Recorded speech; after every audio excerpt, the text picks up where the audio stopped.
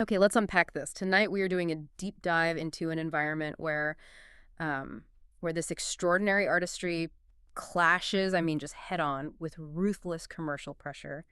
We're talking about the world of competitive reality television dance. Yeah, it's this whole ecosystem, isn't it? It's Yeah. completely mesmerizing, but at the same time, it's so structurally fraught. When you watch that 2-minute routine on your screen, you're seeing the polish, the technique, the raw emotion. Mhm. Our mission today is to really pull back that curtain on the entire architecture that produces that one moment. Right. The pressures, the creative biases, all the complexities that are hidden behind a show like So You Think You Can Dance. Exactly. We're really tackling a core tension here.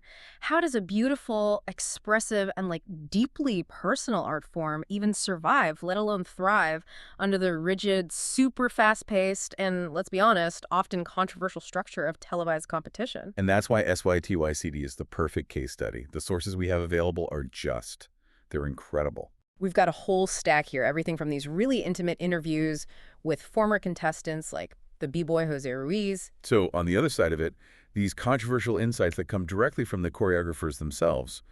And we have to talk about Mia Michaels. Oh, absolutely. And on top of that, we have analyses that detail these deep structural failures, the way the judging quality has eroded, the problems with the all-star format, and then these really necessary, very difficult discussions around cultural sensitivity and stylistic bias. And what this all reveals, when you put it together, is what we're calling the architecture of competitive instability. Mhm. We're not just analyzing the dancing, the physical movement.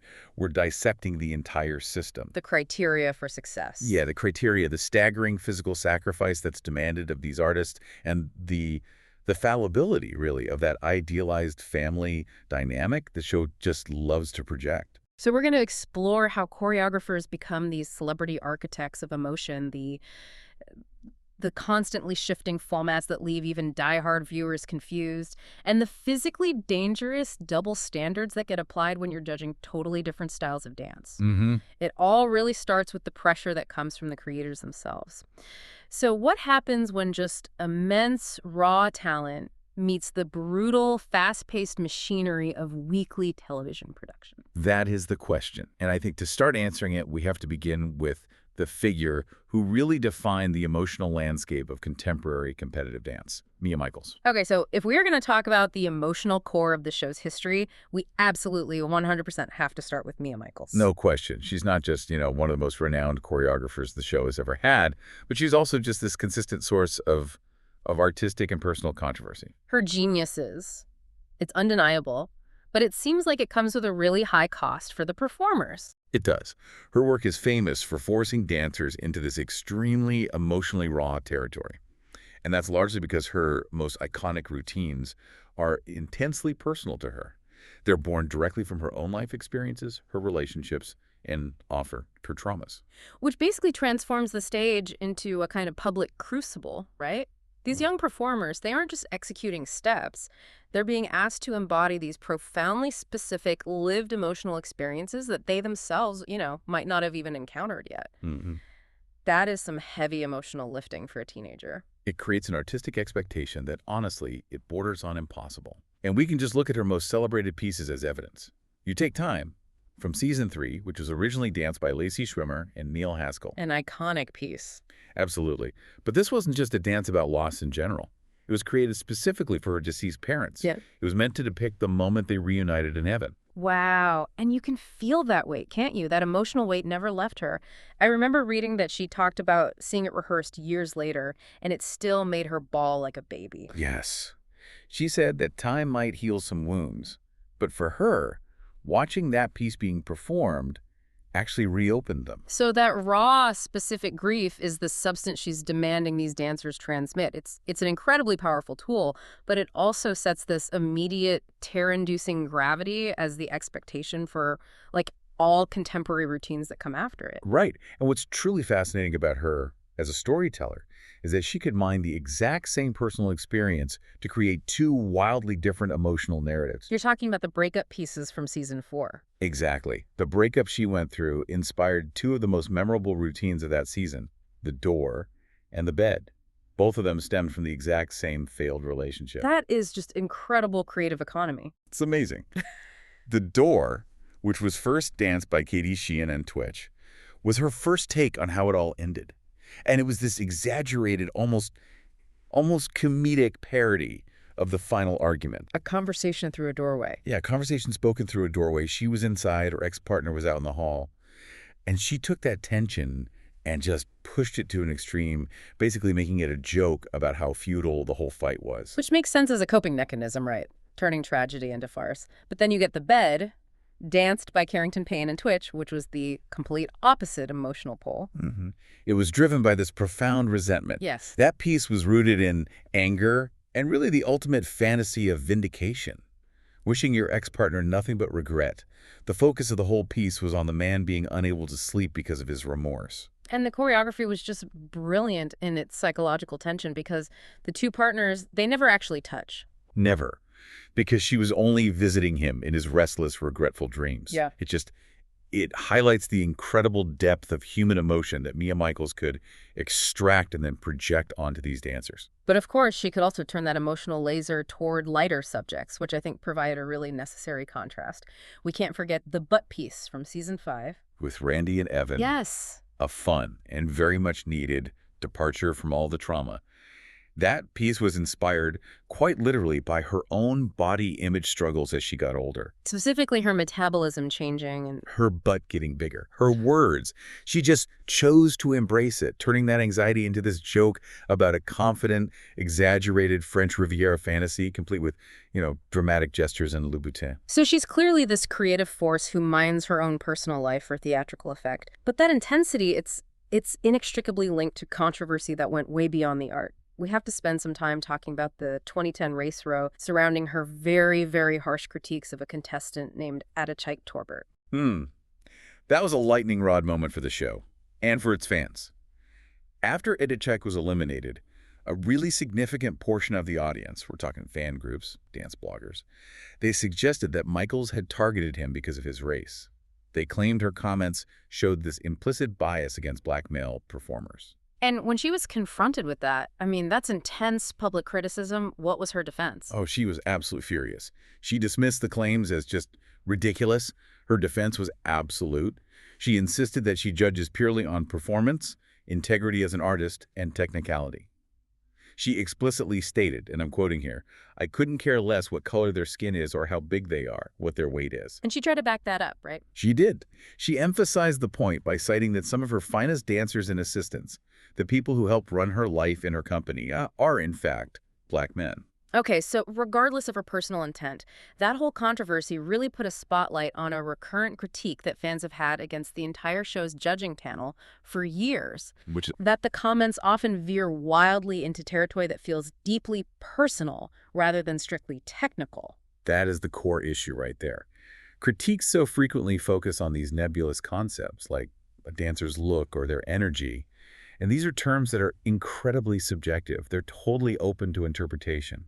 So when a judge praises a dancer's inner light or criticizes their vibe... Yeah, what does that mean? That audience is left wondering, is this about the technical execution of the fouettes, or is this about the judge's subjective feeling about the dancer as a personality type? It just invites suspicion of bias, whether it's intentional or not.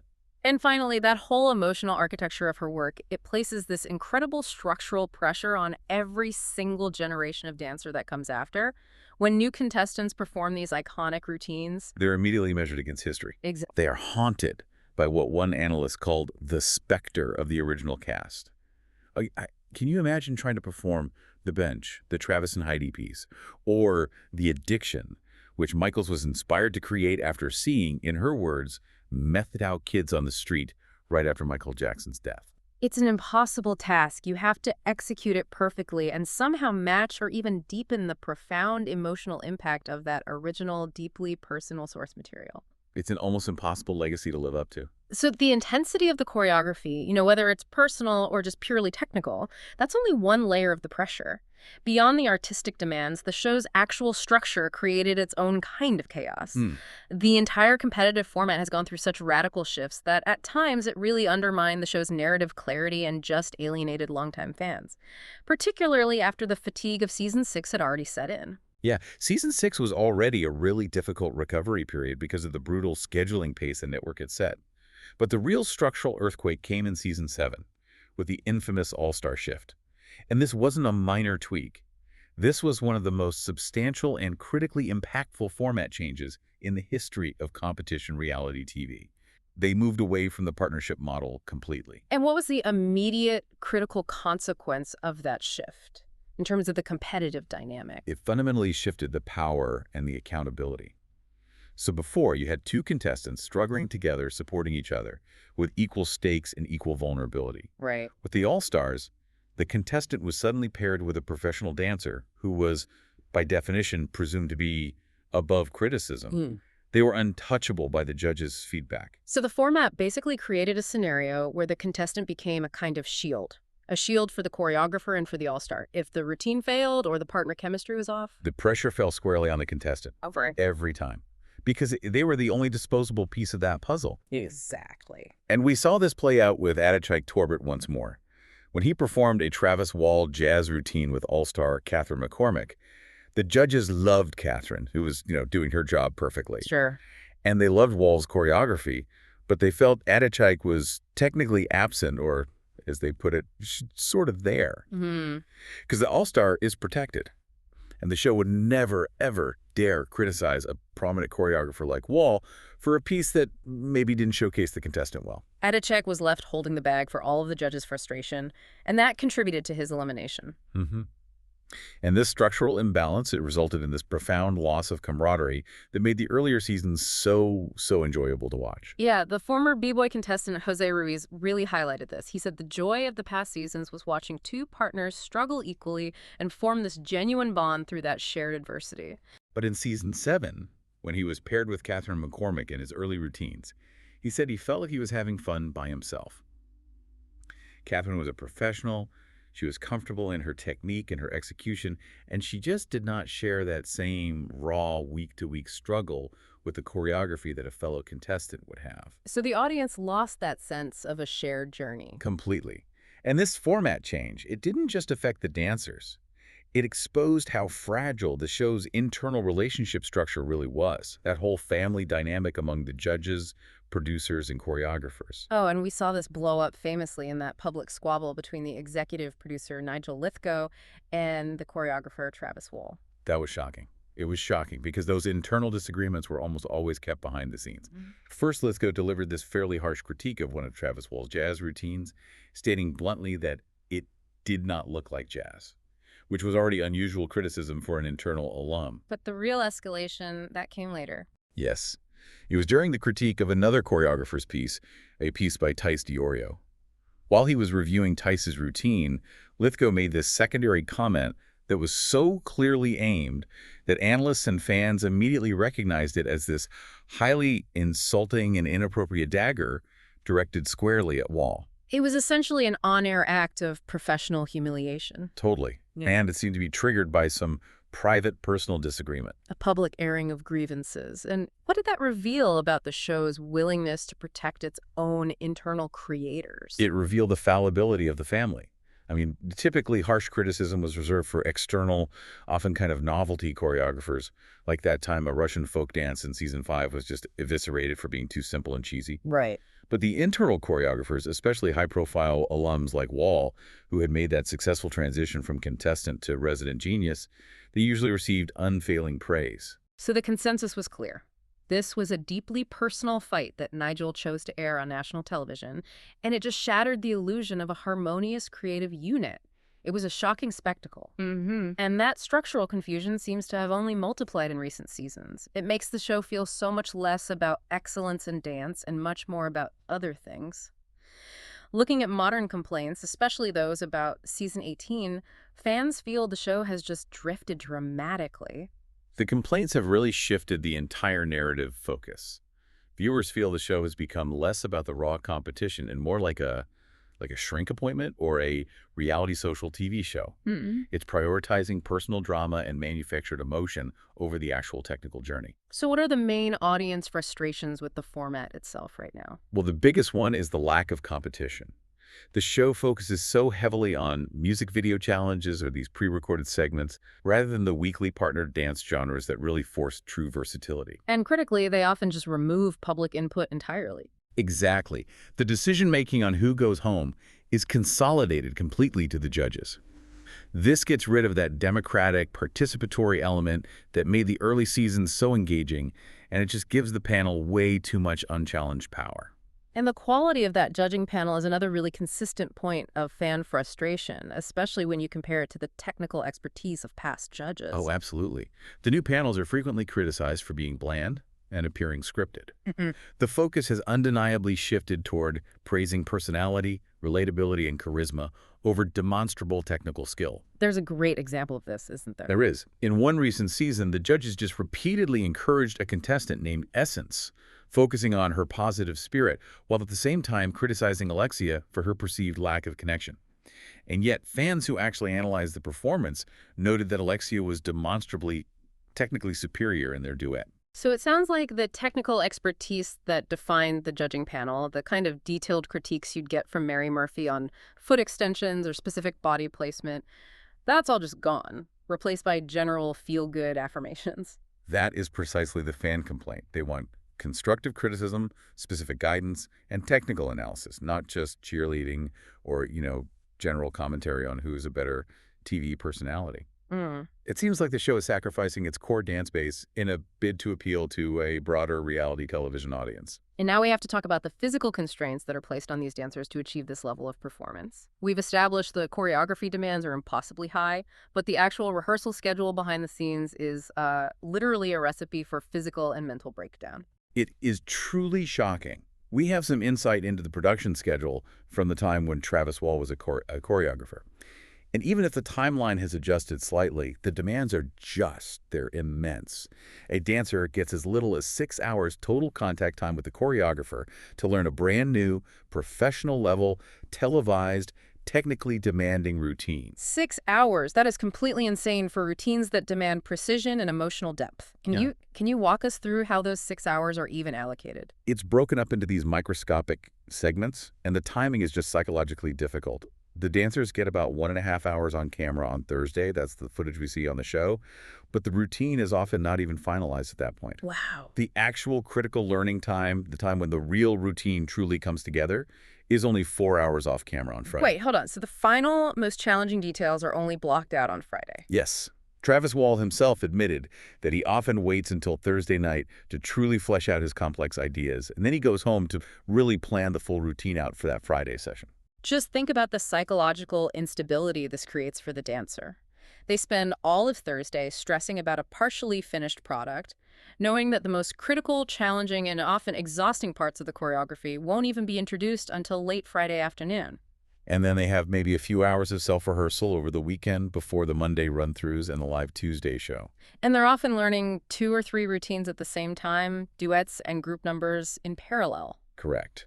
They have to switch instantly between the trauma of a Mia Michaels contemporary piece, the precision of a foxtrot, and the grounded cultural requirements of a hip-hop number. The fact that these dancers manage to pull off multiple, technically demanding and emotionally complex routines in such a microscopic time frame is a testament to their dedication, but it's a system designed for instability and injury. Hmm. And that structural instability comes into really sharp focus when we examine the persistent stylistic biases within the show, this unspoken hierarchy that governs which dance styles are valued and which are marginalized. Right. It's a show that constantly demands versatility, but that versatility really seems to be a one-way street. That's exactly right. The undeniable central bias is that the show is heavily contemporary biased. Contemporary is treated as the ultimate, the default benchmark of a great dancer. If you are excellent in contemporary, you are seen as having the depth and the core skill necessary for success. And this bias creates a really obvious double standard in how different dancers are judged for stepping outside their comfort zone. Oh, absolutely. When contemporary dancers struggle in a street style like hip-hop or in ballroom, they are praised for their bravery in stepping out of their element. They're frequently forgiven for technical mistakes, with judges essentially saying, it's okay, you had to lose your technique, you tried. But the reverse is true for specialists. Precisely. When street dancers hip-hop specialists or ballroom specialists attempt contemporary, they are routinely criticized for lacking perfect technique or for not having enough emotional vulnerability. One specific fan critique analyzed a hip-hop dancer who delivered a really strong contemporary piece. Yet the judges still found it weak because his classical lines weren't perfect. This just reinforced the expectation that you have to sacrifice your specialized style to achieve that ideal contemporary form. And the numbers bear this out, don't they? The winners. You do. This double standard has resulted in a trend where most winners since season 8 have been dancers whose primary specialty is contemporary. And that proves that, despite the show's stated goal of versatility, the fastest and most reliable path to winning involves mastering the contemporary language. So if we connect this bias to the bigger picture, it leads us directly into the really serious issue of cultural appropriation in the competitive dance world. And we need to clearly define the language here. What is the fundamental difference between genuine appreciation and cultural appropriation in this context? Appropriation is fundamentally about power dynamics. It's the unacknowledged or superficial adoption of customs, ideas, or practices by a dominant or powerful group. And this often results in that culture being turned into a mere gimmick or a way to be different. It creates othering. Exactly. It creates othering, where the culture is reduced to a visual commodity, completely disconnected from the human beings and the actual lives from which it emerged. This is such a critical point when discussing a global mainstream show. Hip-hop is a huge example because it is so much more than just a dance style. That is the crucial insight. Hip-hop is an entire culture, a philosophy, and a way of life that emerged from communication, hope, and struggle within specific communities. So when routines lack this cultural awareness, they frequently feature white dancers dressed as simplistic gangsters or involve superficial, often sexualized movements like twerking. And what's the impact of that kind of reduction? Well, it's dehumanizing. It ignores the struggle, the history, and the profound social context, and instead, it just cements a stereotype. You reduce African American culture to a simplistic visual spectacle. You lose the roots of the movement in communication and community struggle entirely. And we see the same reductive issue play out with global dance forms like Bollywood. Bollywood is a perfect example of reductionism on a massive scale. Bollywood routines, when they're choreographed poorly for competition, are frequently reduced to mindless enthusiastic entertainment and a shiny stereotype. And they ignore the fact that the actual style is rooted in, over 18 complex classical Indian dance forms. Exactly. And we see instances cited in our sources where white children perform routines to songs like Jai Ho, sometimes wearing significant traditional Indian headpieces, without having any knowledge or understanding of their cultural significance or spiritual meaning. The culture is just. It's put at arm's length as a costume and a set of fun steps. So if this cultural appropriation is so prevalent and harmful, how difficult is it to actually fix this problem, particularly in that cutthroat, fast-paced competition setting? It is structurally extremely difficult to enforce change quickly. On the studio level, owners will often cite a lack of time or a lack of funding to hire culturally authentic teachers who can teach the context, not just the choreography. But the judges are also constrained. They have a voice but very little power. They can't just disqualify a routine on cultural grounds, and they worry about losing their jobs if they penalize a student for a choreographer's or a studio owner's poor choice. So the system protects the bad choices, not the cultural integrity. Exactly. Yeah. Though we are seeing individuals within the judging community try to push back personally. Richard Reyes-Yoder, a judge on the competition circuit, he gained attention when he started giving extremely low scores on cultural grounds. And then he followed up by sending personalized letters to the studios explaining why. Yeah, explaining his rationale. He noted that 2 of the 4 studios he contacted immediately pushed back heavily, likely out of a combination of embarrassment and just pure defensiveness. So this raises the crucial question. What is the actual pivot required for the industry to move from appropriation to genuine appreciation? True appreciation requires accountability, and it requires humility. It means making the financial and logistical effort to bring in cultural experts, not just guest choreographers, to teach the dance, the culture, the people, and the struggles behind it. It is not about copying choreography from a single YouTube video. And it sounds like the required response to criticism needs to change fundamentally. It must. If someone critiques a piece on cultural grounds, the immediate humble response has to be, "I'm sorry, thank you for telling me, now tell me why," rather than instantly taking offense or getting defensive. Our sources acknowledge that fixing this is going to be a slow generational process that requires a constant openness to listen and learn. So given all the emotional and structural complexity we've just discussed, the tight schedule, the systemic biases, the impossible emotional demands, it's just vital to acknowledge the immense physical and mental toll this environment takes on the dancers. This is an industry that demands everything. Yeah, we hear about the ambition, but the physical sacrifice is often unseen until something finally snaps. Former b-boy Jose Ruiz realized he'd never danced so much in his entire life during the competition. He said the most significant thing he learned wasn't a specific contemporary move, but rather how far I could push my body and my mind through that unrelenting physical and mental strain. That kind of sustained activity in such a compressed period it's just a recipe for overuse injuries. But for many of them, the risk is worth the reward. Jose also pointed out that for many contestants, their key career motivation isn't actually winning the title of America's favorite dancer. It's making the tour. That's the real prize. Correct. He noted that many people audition specifically to make it far enough to secure a spot on the national tour. He called it a dream come true, to travel across the USA and perform for thousands of fans every night. For them, just being a touring performer is a massive, life-changing step, regardless of who takes home the trophy.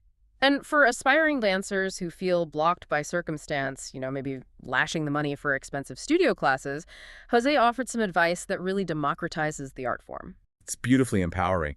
He said, just dance, just research, just move. It's not about taking classes, it's about loving what you do. If you love to dance, that's all you need to do, and you never know how far that will take you. It reframes the art form as inherently accessible, driven by pure passion, even if the professional circuit remains so heavily stratified by money and studio training. But that focus on pure passion has to contend with an unbelievable tolerance for pain, though. When we look at the immense physical danger involved, we can draw examples from related high-intensity shows like Dancing with the Stars. I mean, competitors on that show are constantly falling apart under the strain. And these aren't just muscle aches. These are devastating injuries that people push through. Oh, the sheer number of severe, career-threatening injuries sustained by reality competition dancers and their celebrity partners is just shocking.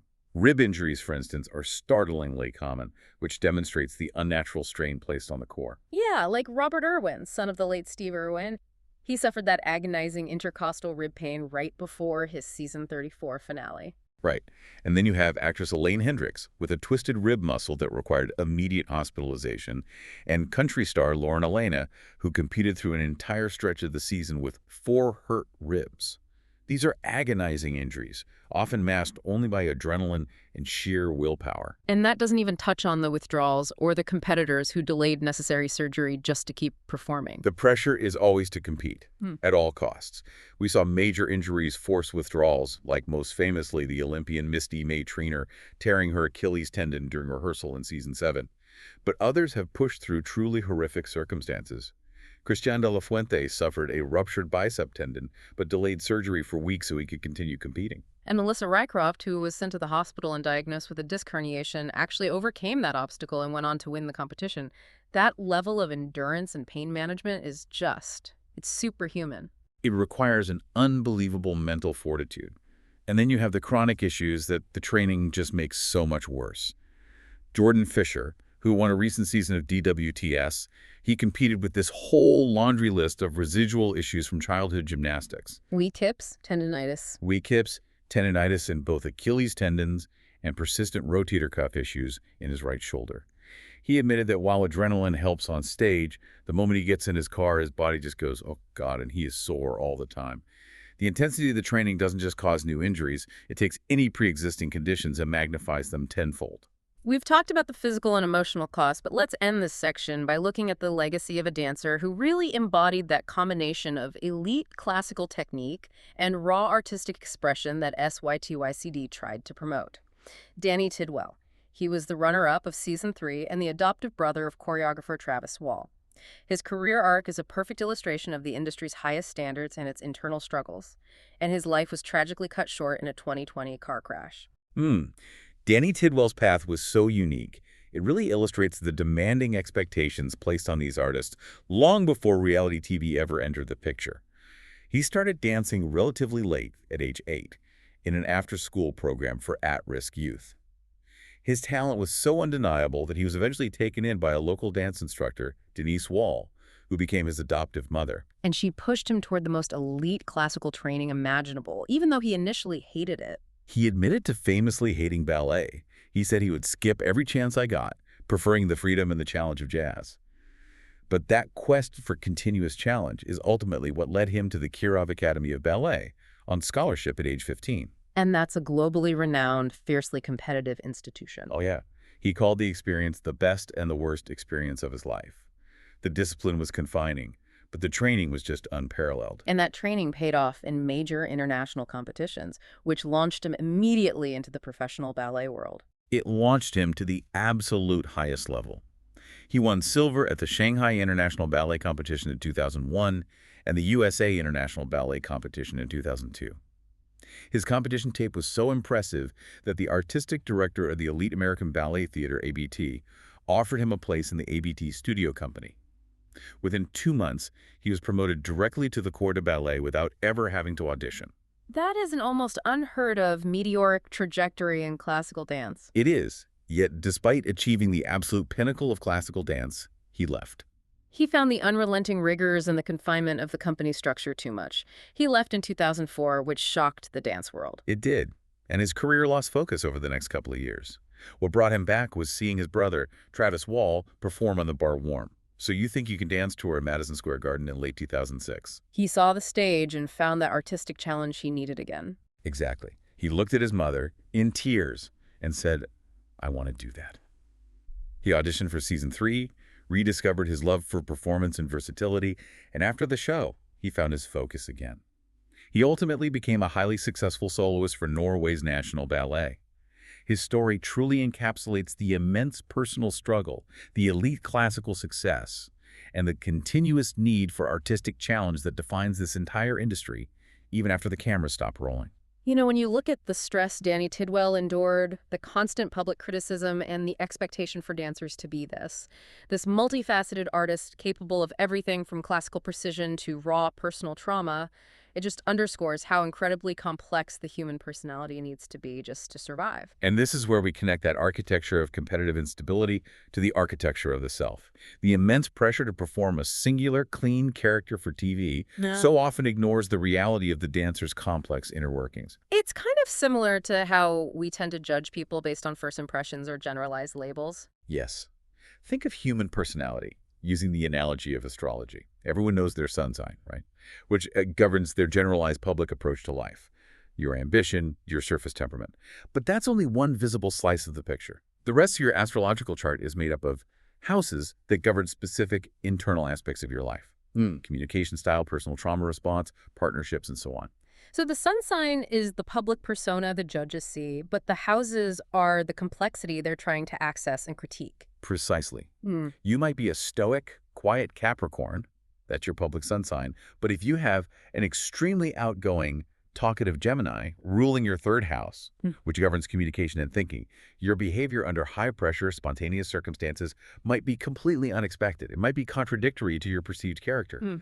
The judges on SYTYCD often critique a single, simple character or energy, and they're ignoring this deep, multifaceted reality of the dancer who has to communicate deeply personal trauma one moment and then execute perfect ballroom footwork the next. The pressure to conform to a simple TV character is enormous, and it's fundamentally dishonest. And that pressure to deliver raw, human, felt emotion is so crucial, especially now when we see technology beginning to replicate creative expression in these kind of unsettling ways. This brings us back to the discussion of AI-generated music and why the sheer human element in dance matters more than ever. The controversy surrounding AI music perfectly mirrors the fear that human artistry is becoming devalued. The recent major legal battles involve companies like Suno and Udio being sued by major music labels, Universal, Sony, and Warner, for allegedly training their generative models on copyrighted songs without getting any permission. And this isn't small claims court. The stakes are massive. They're seeking up to $150,000 per infringed song. This is driven by the industry's deep-seated fear that AI can simulate artistry so effectively that it devalues the human creator. The primary critique against AI music is clear.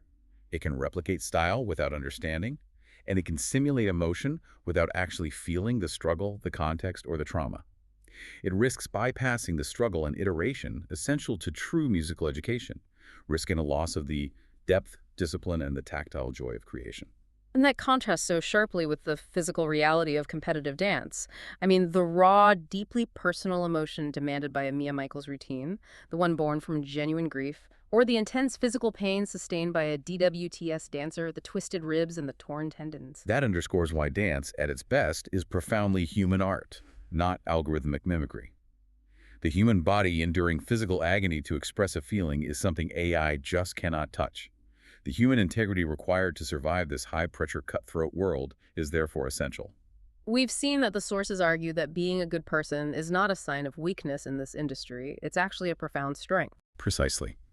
In a world full of critics and judges and rivals who often associate kindness with weakness or vulnerability, maintaining your integrity and staying true to yourself is the only way to avoid being completely overwhelmed by that competitive storm. That goodness, that foundational strength of character, it allows you to weather the criticism and preserve your core identity, which is, ironically, the very thing the show demands to see, authentic expression. So, we've uncovered the personal cost of creating genuinely great art, the broken and shifting structure of televised competition, the dangers of inherent stylistic double standards, and the absolute necessity of cultural humility and integrity.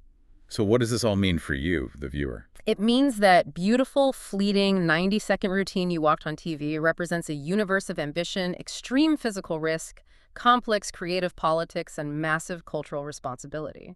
It's a high-wire act where the emotional stakes are just as high as the technical ones, all packaged for your consumption within a dangerously tight deadline. And here's a final provocative thought for you to carry forward.